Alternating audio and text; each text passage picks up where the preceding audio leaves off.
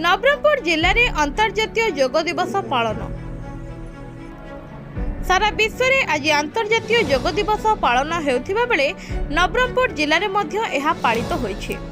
नवरंगपुर सहरर मंडई पड़िया ठारे जिला प्रशासन सहयोग में अंतर्जातीय योग दिवस 2025 पालित होइछि।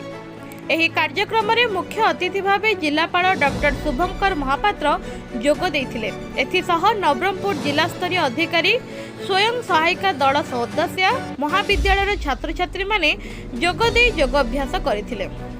भिन्न भिन्न प्रकार योगासन प्रदर्शन सह प्राणायाम करा जायथिला। एही अवसर में उपस्थित अतिथि माने जोग दे उद्बोधन दे योग अभ्यासर लाभ और आवश्यकता विषय बुझाइथिले। उभय शारीरिक और मानसिक स्वास्थ्य रक्षा दिगरे योगर भूमिका संपर्क में आलोचना करा जायथिला।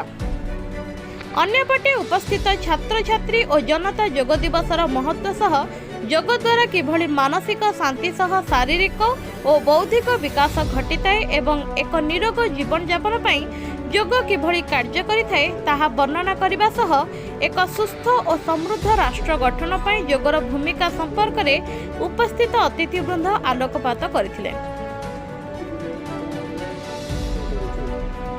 Bureau report news 24 Nabarangpur.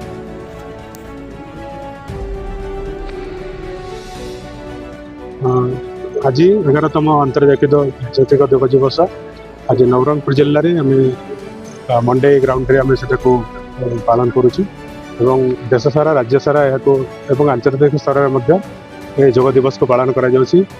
योग दिवस उद्देश्य है आम समस्ते योग अभ्यास करी निजर शरीर को सुस्थ रखा एवं परिवार समस्त को मानसिक स्तर एवं शारीरिक स्तर में समस्त को सुस्थ रखा। हाँ आज आम नवरंगपुर जिले में हिरली ग्राउंड रे मंडई ग्राउंड रे आम अंतर्जातीय योग दिवस अभ्यास आम पाखापाखि 1000 रु ऊर्ध्व एठी अंशग्रहण समस्त। नवरंगपुर जिला प्रशासन तरफ अंतर्जातीय योग दिवस आज आम नूतन मंडई पड़िया ठारे प्राय 1000 लोकंकर समागम आम अनुष्ठित करिछु। सकाळ 5:30 आरंभ कर प्रधानमंत्री भाषण समस्ते शुणी योग कले कौन लाभ अच्छी निजर दैनंदिन जीवन में समाज प्रति कौन लाभदायक अच्छे सेगुड़ा सब भाषण माध्यम बुझिले आम समस्त जाचु। एଠିକାର समस्त पार्टिसिपेंट्स जनईचु योग कले लाभ कौन उपादेयता कौन।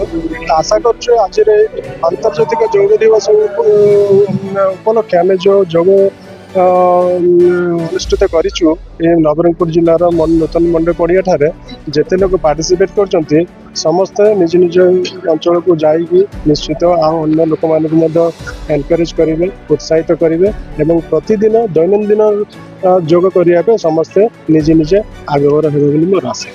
धन्यवाद।